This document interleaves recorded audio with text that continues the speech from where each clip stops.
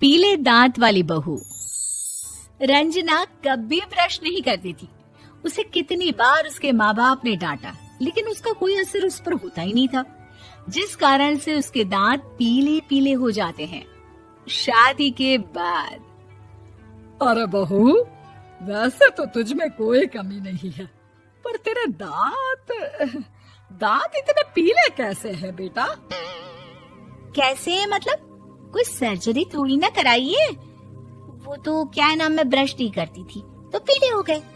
अब क्या करूं? आप कहें तो लाल करवा लूं या फिर काले? यार ये क्या है, क्यों माँ से लड़ रही हो? लड़ रही हूँ? अरे मैं लड़ रही हूँ या ये बोल रही है कि दांत पीले हैं, पीले। अरे तपस्या थोड़ी ना की है इन्हें पीले करने के लिए। बकायदा ब्रश नहीं किया है 20 साल तक, तब जाकर। छी, कैसी बात कर रही हो? ये उस वक्त तो पीले नहीं थे जब हम लोग तुम्हें देखने आए थे। अरे तब साफ करवा लिया होगा डेंटिस्ट के पास जाकर। अब देखो कैसे पीले पीले लग रहे हैं। रंजना सास की तरफ गुस्से से देखती है। फिर शुरू हो गई पीले पीले पीले।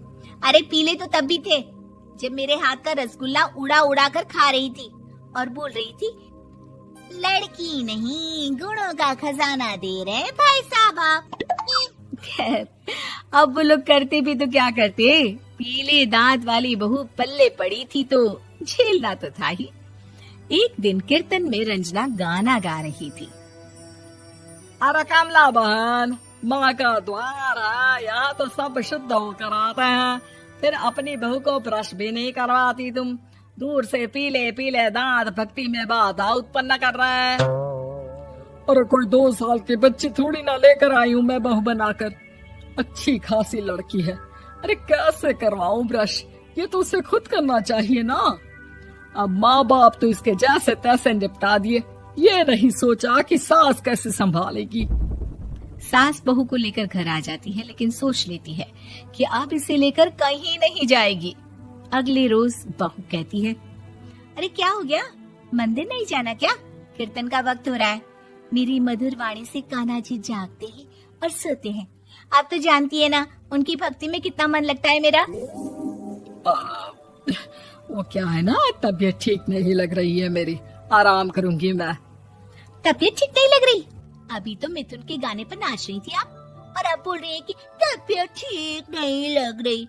अरे भक्ति में मन लगा लो सासू माँ, ऊपर जाना है, क्या मुंह दिखाओगी आप? हाँ?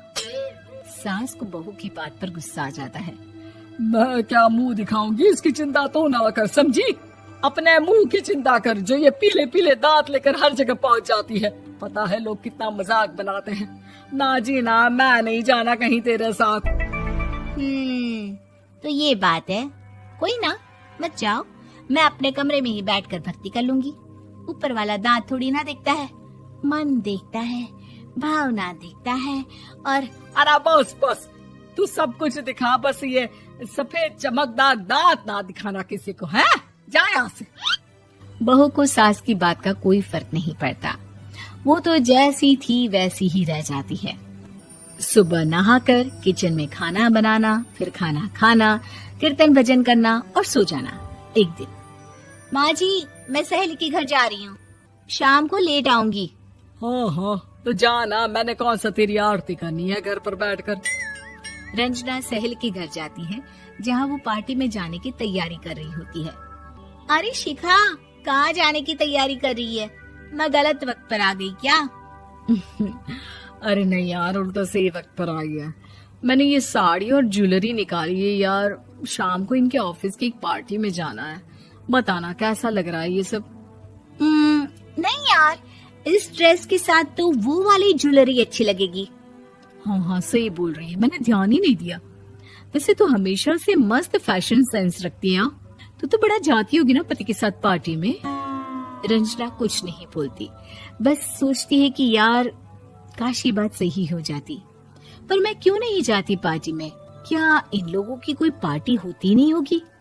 रंजना घर आती है और रात में पति से सवाल करती है, एक बात बताइए, आप मुझे किसी पार्टी में क्यों नहीं ले जाते? क्या आपकी यहाँ ऑफिस में पार्टी नहीं होती? पति बेचारा क्या कहता कि दांत पीले हैं तुम्हारे इसलिए। अरे कोई पार्टी होती नहीं हम लोगों के ऑफिस में, तो कहाँ से लेकर जाऊं?